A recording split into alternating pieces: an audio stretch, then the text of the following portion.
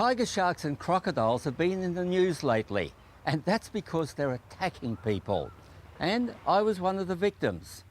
In the tropical northern half of Australia, the tiger reigns king of the ocean predators, and the crocodile king of the rivers. Between these two, there have been 82 attacks and 24 fatalities over the past 20 years. So, which one is the worst killer, the tiger shark or the crocodile?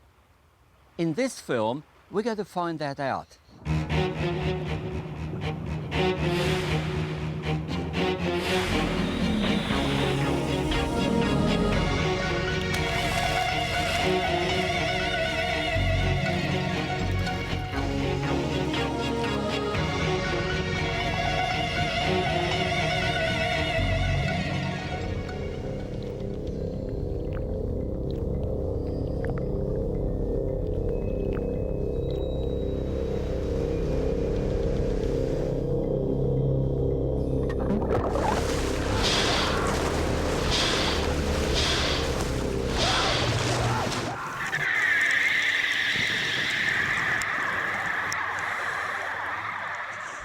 Shark and croc attacks have always captured people's imagination. It's the horrible thought of being eaten alive. I often go out to Bat Reef off Port Douglas to film tiger sharks, and this day began no different to the rest.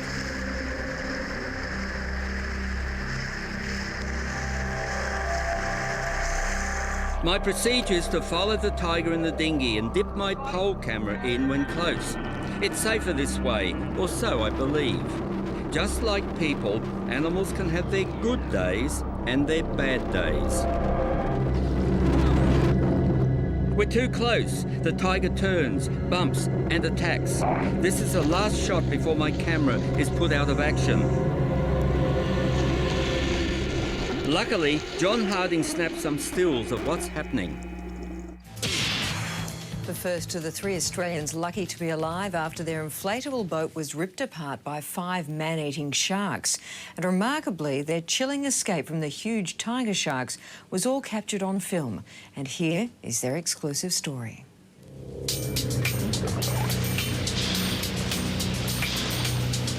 The scariest day of my life. It was bad. I mean, the shark really wanted to tear that dinghy apart. It was angry. Filmmaker Ben Cropp is used to dicing with danger, but when a 3-metre tiger shark attacked his dinghy, even Ben thought his luck may have run out. Once a tiger makes up his mind to bite, he doesn't stop. You know, he becomes like a feeding machine, and even though it's a tasteless dinghy, he still wouldn't stop. This shark was just going crazy. It was like it had another shark or fish or something in its mouth. It just wouldn't let go. Trina Fleischman was in the dinghy with Ben when the shark pounced. I froze. I just froze. Like one of those nightmares you have where you just freeze and you just can't move. That day, Ben hoped to film tiger sharks on a reef off far north Queensland when he got more than he bargained for. We saw 15 tiger sharks, all between about 3 to 4 metres. And one of them started following the dinghy, actually plodding along behind the dinghy. We thought, oh, this guy looks friendly, we'll film him. So we started following him in the dinghy, got quite close, and very close, and then suddenly the tiger turned and bumped the dinghy. Whether he charged or bumped, I don't know. I know the first thought I had was, this shouldn't be happening. This should not be happening. John Harding was steering the boat, trying to get Ben as close as possible for a good shot. Then I lost sight of the shark. It's gone under the out-of-sight part in front of the boat, in front of Ben. And what the darn stupid thing did then, it decided to change direction and go under the boat.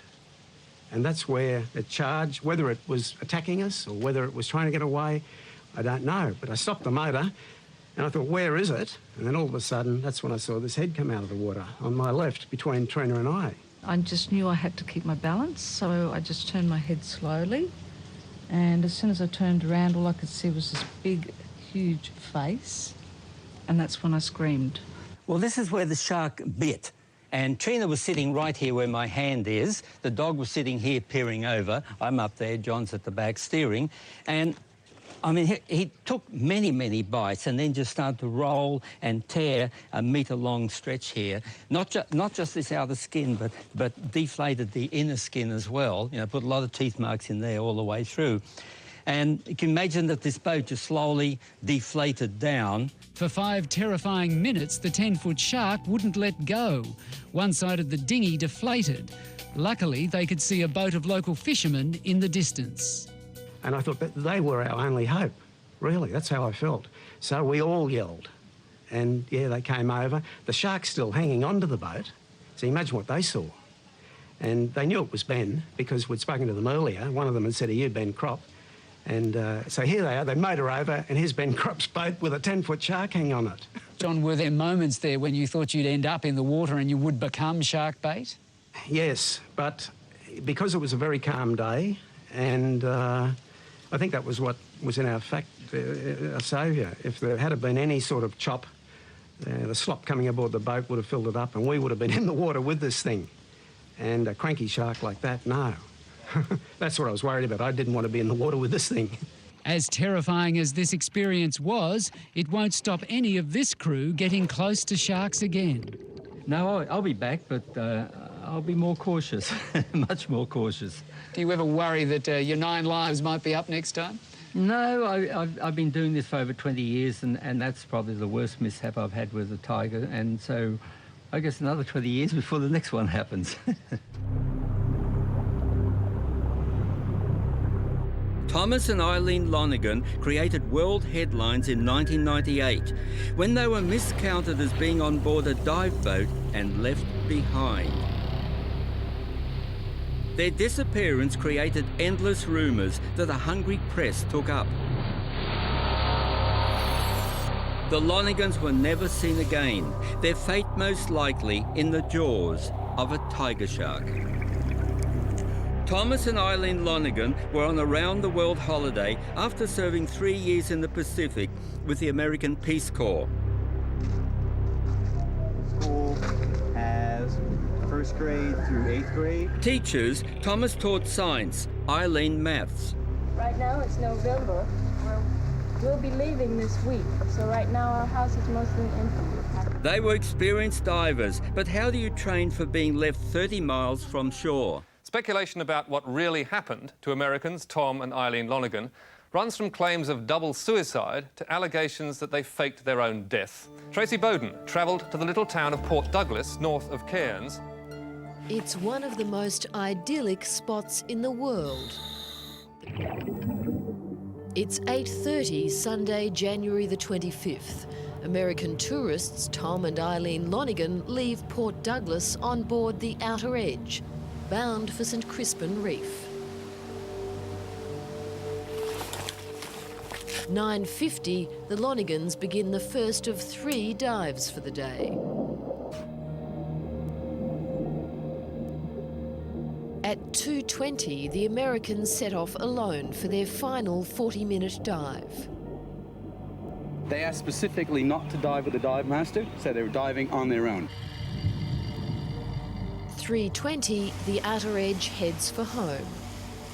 On board, the Lonergans' dive bags, but not the Lonergans. The search begins 64 hours after the couple started their final dive. By now, the town of Port Douglas is abuzz with rumours and accusations about what really happened. I would say 99% yes, the sharks eventually got them, probably a big tiger shark. Filmmaker and underwater veteran Ben Cropp has no doubt what became of Tom and Eileen Lonergan and who's to blame. Obviously they were left behind. Can you imagine the despair that they went through? And then it gets worse because after that dehydration sets in, exhaustion sets in, and then the sharks. Those people will have died a horrible death. Then there's the faked disappearance theory. For starters, there's this 2-storey pontoon on the reef, visible from where the Lonergans were diving. Was a boat waiting there to whisk them away? Next, the Lonigans' equipment. 11 days after their disappearance, Tom Lonigan's diving vest is washed up 100 kilometres north of St Crispin Reef, unbuckled and undamaged. 3 days later, one of Eileen's fins is found. The next day, her vest. 2 days later, a hood. Finally, their tanks are washed ashore. 6 pieces of diving gear have travelled all that way and ended up in the same area. I think they're back on land. Diving industry representative Graham Connett prefers to think it was all a set-up by the Lonigans. So you think they are alive? I think it's a good possibility. I feel that some of these rumours are brought out to try and put the blame back on the victims and take it away from the people who actually caused the problem. It's a mystery, and right at this stage, nobody knows the answer. And until we find these Lonigans, then we won't have any answers. No, there's no mystery. It's cut and dried. They were left behind and they died because of that.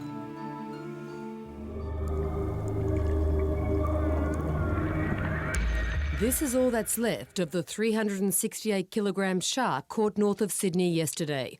Bob Van Leeuwen's skipper's the grumpy one. He and his crew were 50 kilometres out to sea when they hooked the big tiger shark. Curiosity got the cat and we split the gut open to see what was inside it. And we pulled out a big chunk of whalebone first and then some bits and pieces. Including a human skull, pelvic bone and parts of a left arm. Crocodiles are in the news too. The most recent attack at Bathurst Bay was really terrifying and great acts of bravery. Now, I was there 3 weeks before the attack on that same beach and saw that same crocodile hanging around the campsite. The first thing Andrew yelled out was, "Grab the baby." So I picked up the whole bassinet, and then from what I could see, the crocodile started to take Andrew drag him out of the tent. She thought the croc had the baby, so she jumped on top of the croc, and the croc actually bit right into her right arm. I thought she was okay, but then later on found out that she, her arm was pretty torn up. I don't think I've ever heard of a braver act in my life. A Royal Flying Doctor flight brought the pair to Cairns this morning. They'd already received first aid treatment at a ranger station 60 kilometres from the attack site. One had been collected in a mustering chopper that had gone and collected him, and the lad had been brought down by road. The most obvious injuries were covered by dressings applied at the first aid post, but the 4.2-metre croc had inflicted more serious damage. Mostly fractured limbs, and they were pretty lucky, basically. They were among 8 members of a Brisbane family group staying at a campsite about 40 metres back from the beach at Bathurst Bay. The 34-year-old man was dragged from his tent where he was sleeping with his wife and a child by the giant crocodile just after 4 a.m. The 60-year-old woman ran from a second tent and jumped on the croc's back. Wildlife officers were amazed by her courage. A very heroic action for somebody to actually put themselves in that sort of scenario. A 4.2-metre crocodile is certainly a sizable piece of machinery.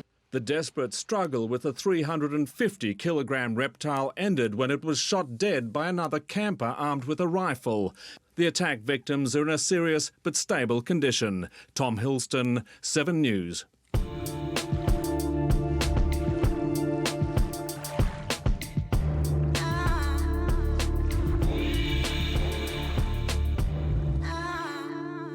It's an attack that shouldn't have happened. A group of 9 tourists on an outback adventure went swimming in a billabong in Kakadu National Park. It was around midnight and there was a full moon. A German tourist felt something brush past her. Moments later, her 25-year-old sister screamed and disappeared. It was only then a crocodile was seen in the water. Everyone got out and phoned for help, but it was too late. The woman's body couldn't be recovered until rangers harpooned the crocodile and chased off another, keeping guard of the victim.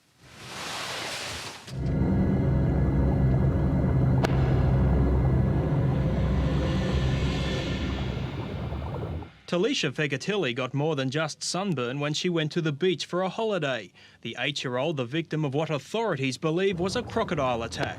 It pulled me under, and then it was like it was pushing off me. Instead, it just scratched me.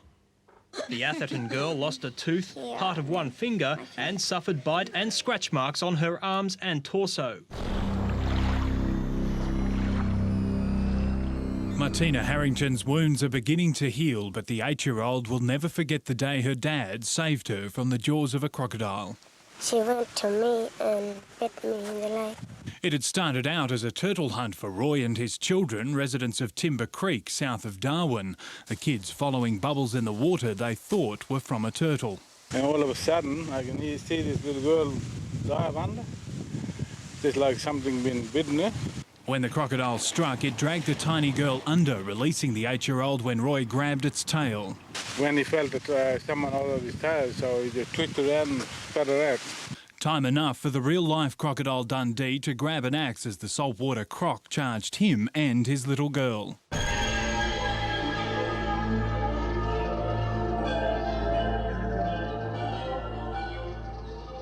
In real croc country, in places like the Prince Regent River at Australia's top end, you don't swim in the water. Ginger Meadows did, and she's dead. Her friends watched as she was taken by a 3-metre saltwater crocodile while swimming between a raft and a luxury motor cruiser. The river is alive with these prehistoric reptiles, most big enough to take a human. In this remote area, 300 kilometres from the nearest big town, it's unlikely that Ginger's body will be found, although a seaplane with Fisheries and Fauna Department investigators arrived to search today. Ginger Meadows was a part-time model from Virginia, USA. When her marriage broke up, she sought fun and adventure in Sydney, then on to Fremantle for the America's Cup. When that finished, she headed north on the 33-metre luxury cruiser Lady G. My last words were to her, this is a very big country and the north is a very dangerous place. If you're not used to it and you don't understand Australia, be careful. And now she's dead. Ginger was the 7th person taken by a crocodile in the past 2 years, a death toll that today led the federal government to consider fining tourists who encroach on these man-eaters. We will be investigating the possibility of introducing fines for people who place themselves at risk in area. At Carl's Crossing, there have been signs up for years. We have been desperately worried for a long time. But who's to blame, the crocodiles or the visitors? If they weren't there, they wouldn't be eaten. Both are certainly bad guys and a real threat if you're out swimming or fishing in the tropical north. So which is the worst, the tiger shark or the crocodile? To find this out, we're going to look at 10 of their characteristics and give each of them a score out of 10. This should bring them in. Right on him. There he is there. I want a tiger, but another shark comes to the bait first, a harmless tawny. I know the hypersensitive nose of a tiger will pick up the scent of the bait from a long way off. It's amazing, so shallow the water. Now it's only 1 metre deep and these big sharks 3 metres long are coming in to feed. The tiger is cunning and cautious. It circles the bait for a long time before making up its mind.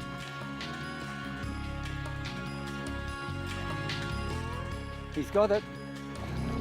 Nothing will stop the tiger after the first bite. It becomes a feeding machine.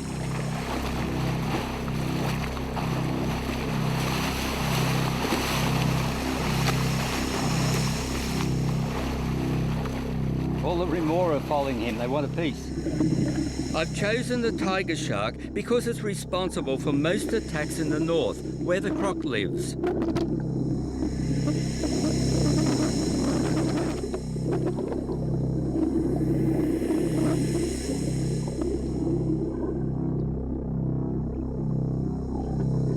Tigers are quite plentiful. I've had up to 10 of them feeding at the back of my boat.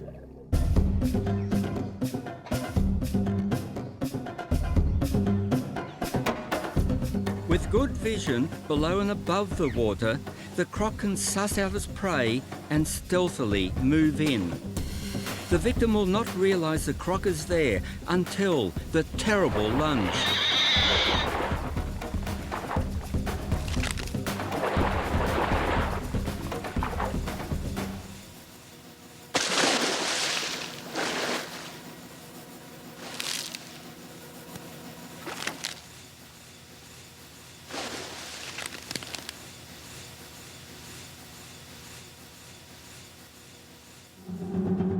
For intelligence, the shark scores 7, the croc 10. The only proven cure for fear is knowledge. Watch the tiger's ability to catch a turtle, its favourite diet. In a chase, the turtle is most vulnerable when surfacing to breathe. Those terrible teeth can even saw through the tough shell.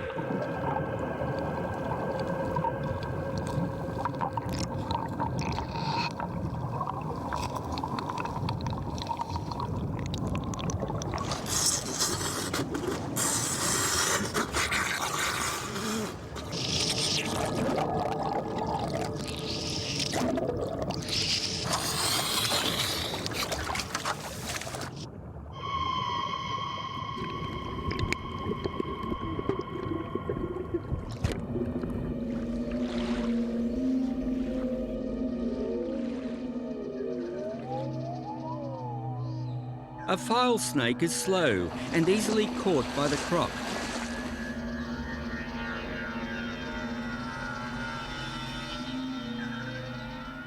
It's swallowed whole.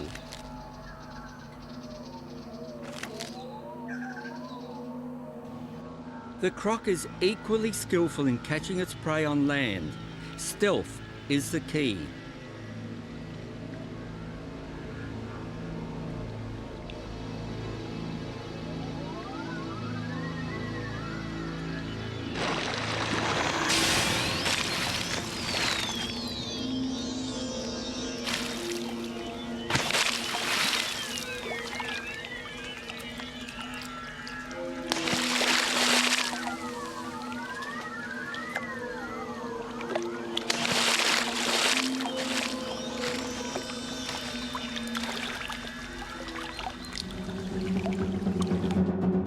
Both score a 10, an equal ability to catch their prey.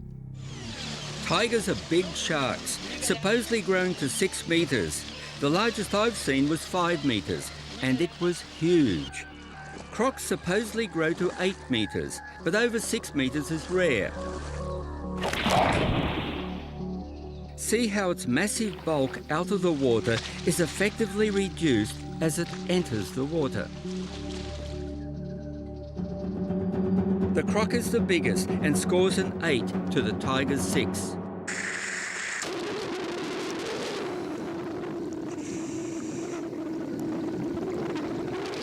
The tiger is the slowest swimmer of the killer sharks. It's king, no need to hurry. Only when feeding does it break into a gallop.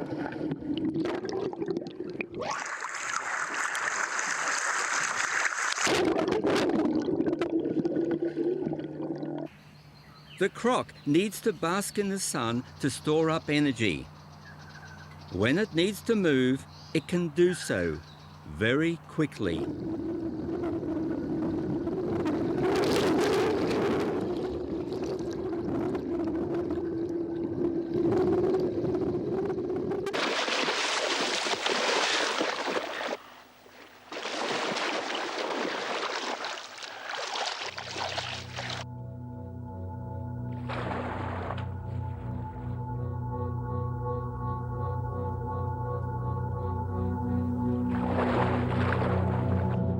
The croc reacts and swims faster. I give it a 10 to the shark's 8. Talk about jaws.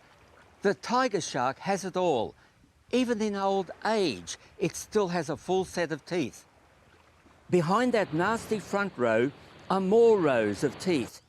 And they're lying down, ready to move forward when a front one is lost. The teeth are serrated and sharp. The curve acts like multiple saws. When the tiger bites, it shakes its head from side to side, and those teeth go to work, slicing a neat chunk out of the victim. Just horrible. Nothing in the animal world compares with this feeding machine.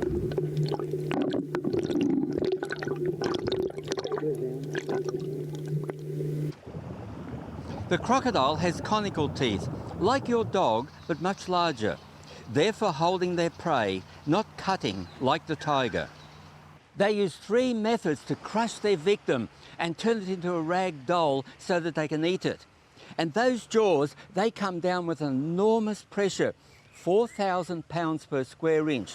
Now that's 3 times what the tiger can bite and 40 times what we can bite, even if you're a Hannibal Lecter.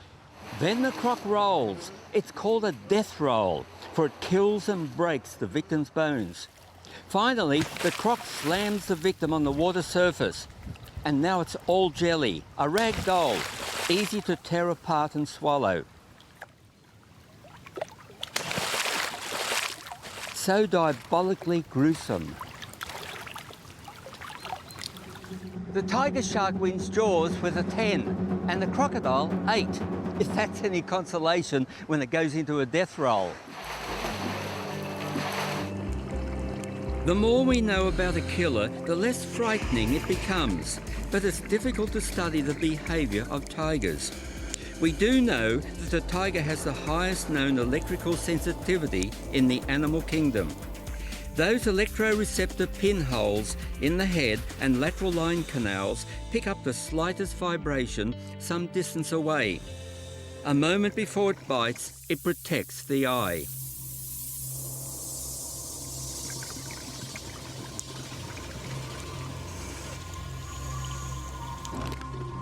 I've seen a definite pecking order when feeding. The largest feeds first.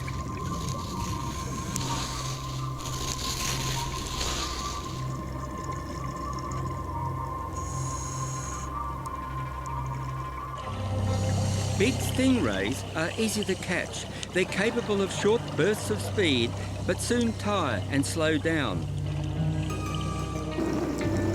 The tiger is relentless.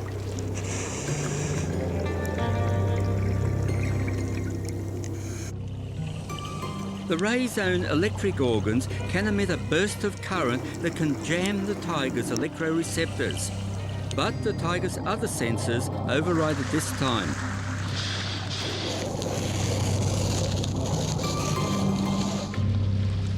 Dugong are a special treat, and the tiger its greatest fear.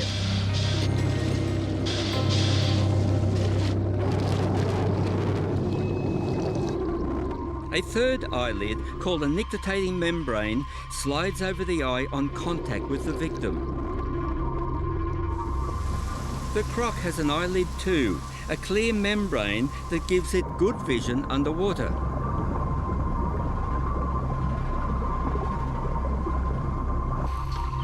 Male crocs are loners and stake out their territory. Any intruding male is chased away.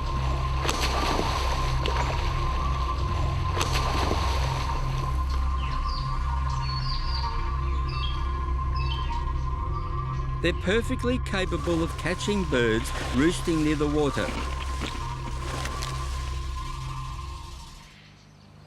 I saw this female blowing bubbles.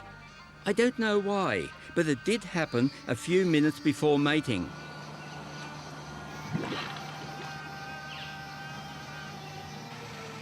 The female makes the first move. She sidles up to the big male, who slides his bulk on top of her. We can only imagine what is happening in the dirty water. They're twisting their bodies to couple. The female occasionally gasps for air throughout this rather lumberous copulation.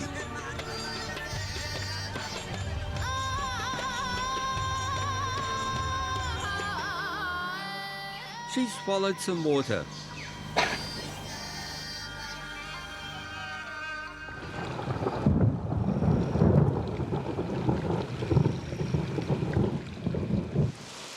The first storm heralds the onset of the wet season. It's a call for the female to build her nest. She lays about 50 eggs. When checking a nest for eggs, first make sure the female is not guarding it, for she can be very cranky. Hey, let me have these.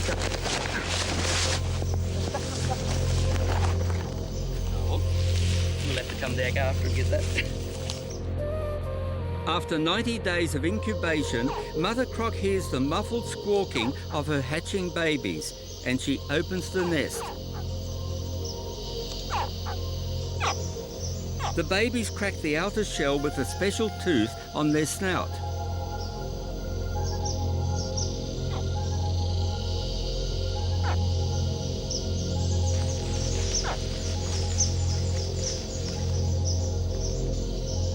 Once they leave the protective custody of the mother, they're at risk.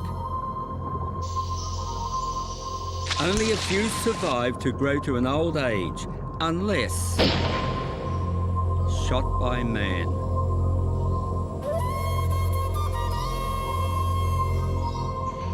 For most people, close encounters with crocodiles happen at a wildlife park, like Hartley's Crocodile Adventures north of Cairns, where visitors are educated and entertained. We have 24 crocodiles in here. They are all the same species, the estuarine crocodile. If you try to imagine what 8.6 metres would look like, it's 1.3 metres longer than this boat. Alright, let's see if we can get some. Every time we have any trouble getting chicken heads is when the colonel's got a special on nuggets. Come on! Swim out towards the boats if they're hungry. Yep, I can see you coming. Hurry yourself up. Come on! Come on! That's the girl. Come on, up you come. Good girl. Come on, hurry yourself up. Come on! Quite normal behaviour. They eat a lot of birds in the wild, particularly water birds. One way they capture them is birds are roosting on branches out over the water.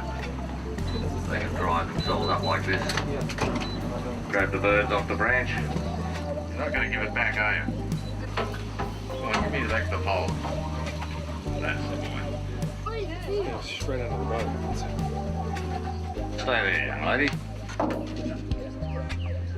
Come on. Try and get them to jump up as high as we can possibly get them to jump to get that food. Come on, up you come.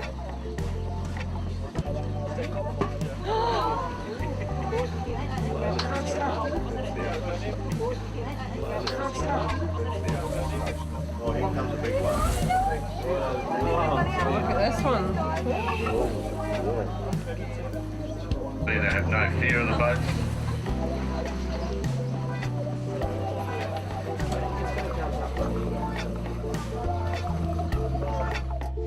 My two sons and I have had many wild encounters. He's dead, all right. Half the head's off, Dean. A shark has killed the turtle, almost certainly a tiger. Turtle is their favourite diet. We tow the turtle out for a sea burial. A tiger shark follows. We didn't see it before, but it's right here now behind our dinghy.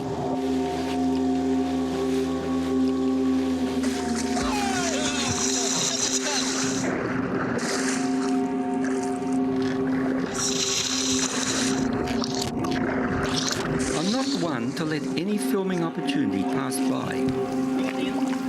Oh, I can feel it crunching into it. Oh, look at him go for it. No further. I'm not bringing it any further. He's doing it right under the dinghy. I just hope they don't stick their teeth in our rubber ducky.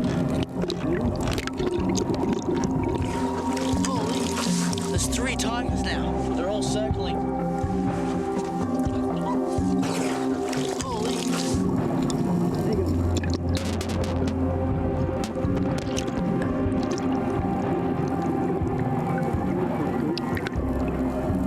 When I look now at what we did years ago in our inflatable dinghy, I'm amazed my recent tiger attack didn't happen sooner.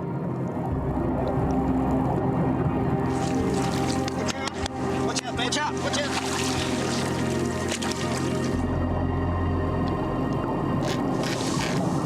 He was into it.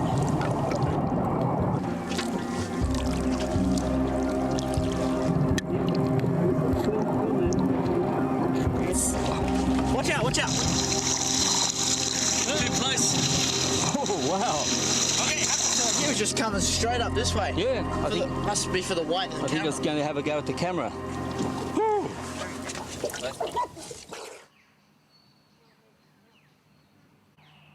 Anyone fishing in the far north is bound to encounter crocodiles.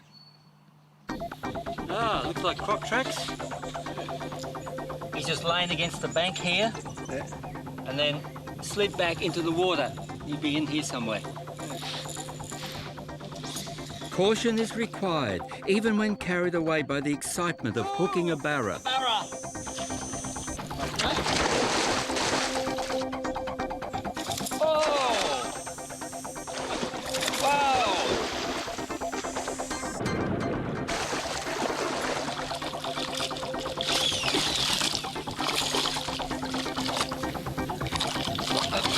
Come on, Barra. Come on. Well, for dinner. Hey, Nick, there was a rock over there, and now it's gone. I know. Must be a big croc. Look, and there it's up again. It's huge. Yeah, he's coming this way, Adam. He's a real game croc, Nick. Isn't he? Just sitting there. Well, see, he thinks he's camouflage. Come on, you beauty! Come on!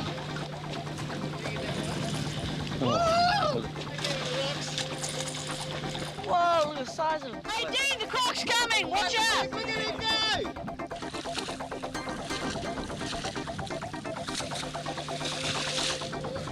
It's coming. Step back. I just hooked the end of my lure with my rod. There's no way that croc is getting my fish. Oh, that is the hardest barra I've ever caught. You Dean? We enter a creek where 4,000 crocs were shot in 3 years. Now they're making a rapid comeback.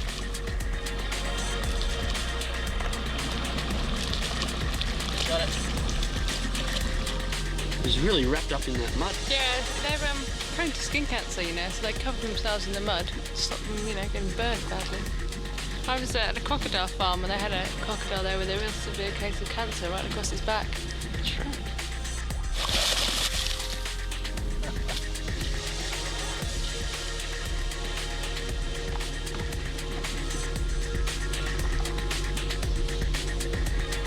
Familiarity breeds contempt, and we do become foolish in this croc encounter. Jackie is not impressed. This is eyes watching us. Dad? We're getting close. Somebody disturbed his peace. I think he's going to go rather mad soon. Don't get much closer than that. Look, we're a bit close for my liking. This one. Yeah. Really, we're too close. No closer. Truly, no, back off. Back off. Don't overdo it. But he can swing around and come in the stingy. And you don't want to jump out in that water, do you? No, I'll just sit on Jackie's neck. Boss, better hold your side, the wind's pulling us around. Uh-oh. Oh, there we go, he's moving again. The tree's broken. To which I was holding. What do you think of that, Jackie? Closest as ever you've been to a croc? Sure is. Floating away. Hoss, what are you doing? All right, that's close enough. Hoss, he's screwing himself up. Yeah. He's there again. He's there. Hoss, he's there. He's looking at us. He's looking straight at us. I went under He's again. gone. 5 of us against 1 of him. Where is he? Smaller than 1 of us. He's up. He's up. Look at him. Straight There's at Nick. us. He's there. Forward, Hoss. Let's go again. Forward, Hoss. Well, we might as well go now, eh? Please. Perhaps he's hungry. Anyone thought of that? We're running along the foreshore near the river mouth and see a crocodile slide in. The water's clear enough to follow it. He's not impressed with us at all. It's big. This is a wonderful opportunity to film the croc underwater, and so I lower my camera in. It's a safer way to film a croc, but difficult because of refraction. I have to guess the angle and hope I have the croc in frame. Don't go over, Dean. Okay, slow down. Yeah, it's coming up.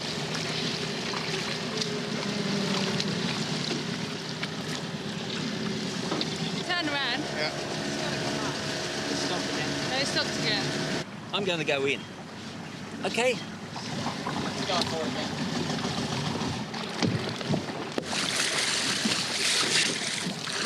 Now I can see what the camera's recording. The croc's releasing air bubbles as it rises to breathe.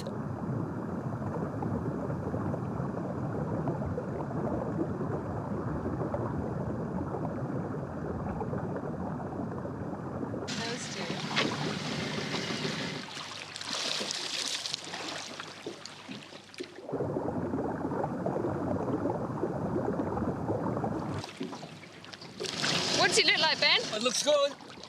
About 2 metres long and very quiet. Not aggressive, I don't think, at all.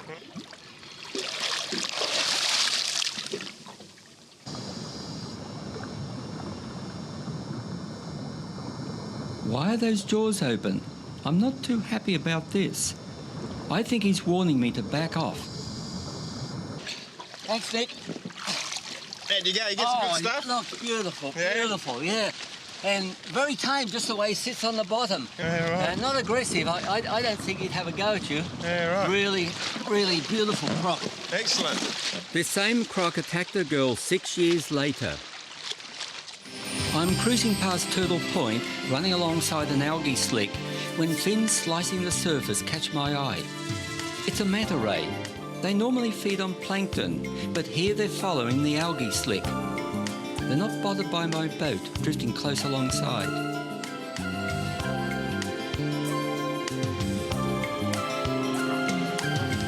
That looks like a croc. It is a crocodile, and a big one too, coming in to check out all the commotion. He's more interesting, so I swing the boat to meet him.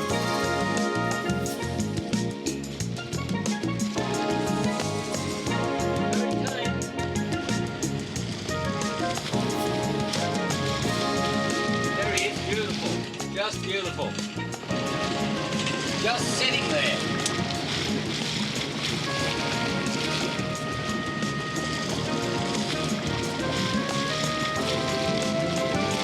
Turn back toward the island, Nick.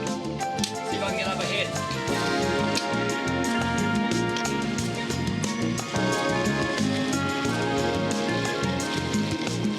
It really looks beautiful. I mean, this is when the crocodile really looks his best. Nice and clean. You can see every little detail of his legs splayed out. And he almost looks harmless because the boat, we're much, much bigger than him and he's a little bit scared of us. But if I jumped in the water, things would change. I think it would come straight for me.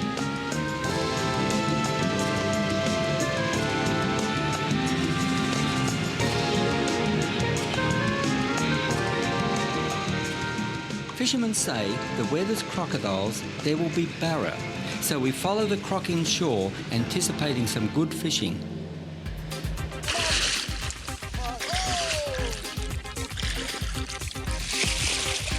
Without lots of crocs, the barra population would be low, for the croc feeds on catfish that eat the spawn of the barra. There he is. Oh, he's heavy. Oh, I can't lift him up. Not with a little trace. Here we go. Oh, how is that? Now that is a barra. Oh, look at the sharkies. God, they're everywhere. Oh. You start pulling.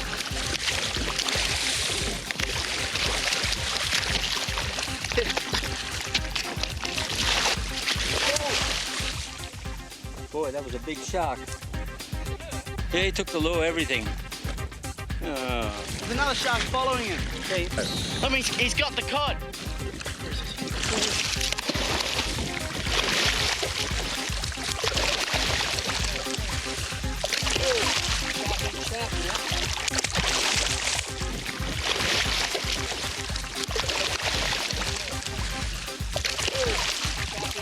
In the wild north, it's certain you will encounter lots of crocs, barra, small sharks and the occasional big tiger. Now we're going to look at how many recorded attacks there have been in the last 20 years.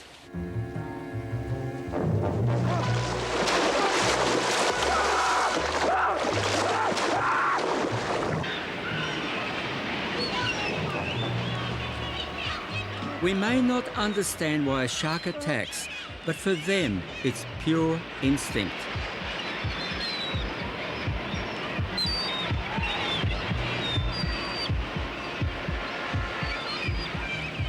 There have been 22 tiger attacks over the last 20 years.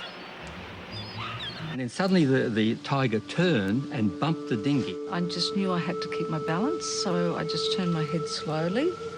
And as soon as I turned around, all I could see was this big, huge face.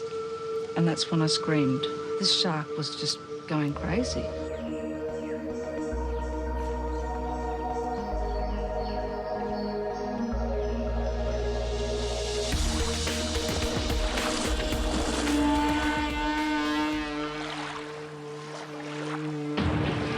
There have been 60 croc attacks in the last 20 years. The new mine hunter HMAS Huon had picked up 2 sea kayakers after their companion was mauled by a 4-metre crocodile.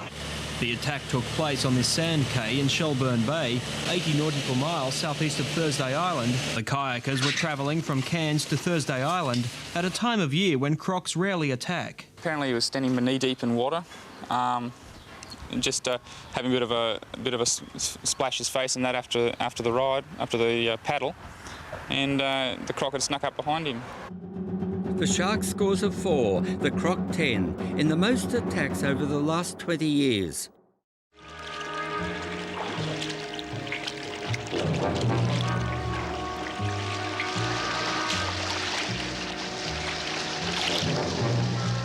There is nothing more gruesome than a creature eating its own kind.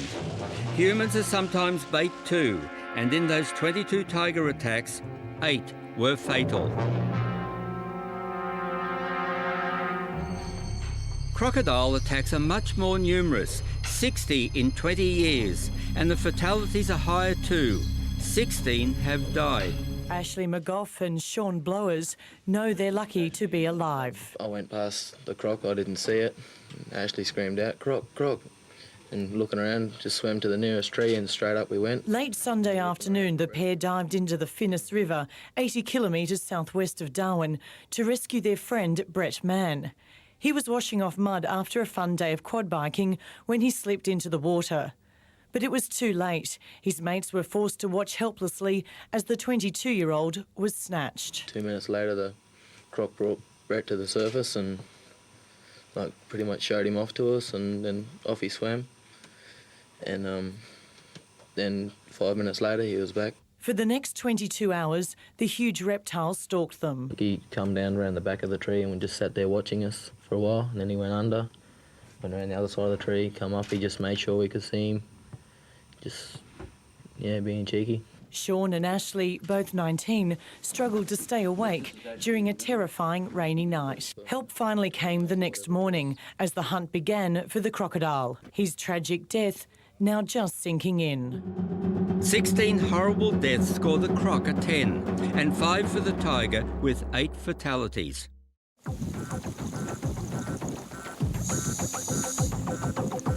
It's unlikely a scuba diver will meet a tiger, and even more unlikely will it attack. It's people like me who are more prone to an attack because I'm purposely attracting them. I've filmed many tigers in close encounters over 40 years with only 1 real attack.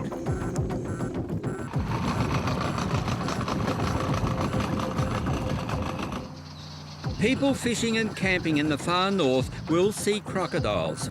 It's important to never repeat your activities in the same place over a few days. A croc may watch you on the first day, come closer on the second, and make up its mind on the third. If you're foolish in allowing a close encounter, there's a 50% chance the croc will attack.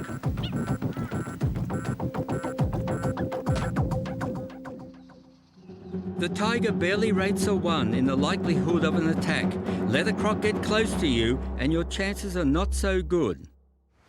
Recorded attacks over the last 20 years have shown that 8 out of 22 tiger attacks were fatal. Now that means you have a 30% chance of dying in an attack. It appears that when a tiger bites, those terrible teeth cause such a massive injury, it's likely you will bleed to death.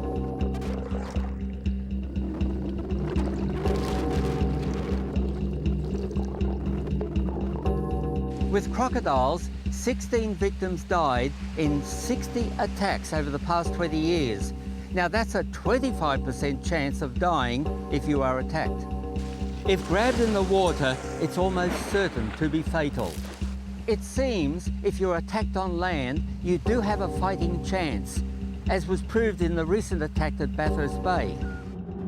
In a score out of 10, it's 10 for the tiger and 8 for the croc. Let's look at the final score. Which is our worst killer, the shark or the croc? The tiger shark scores 63 points and the croc 89 points. Well, the crocodile wins by a large margin, and I'm not surprised. Personally, if I had the choice of meeting a tiger shark or a crocodile in the water, I'd choose the tiger shark any day. I feel that I'd survive.